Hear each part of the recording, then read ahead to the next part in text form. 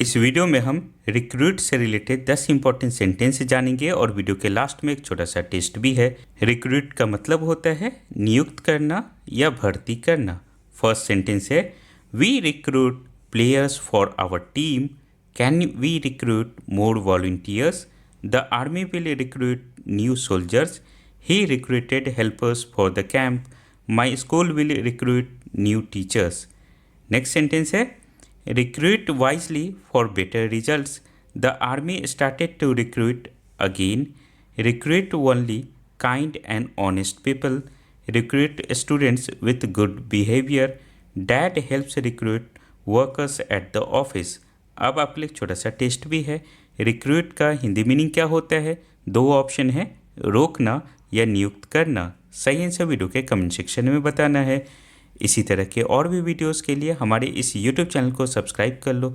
All the best for your upcoming exam.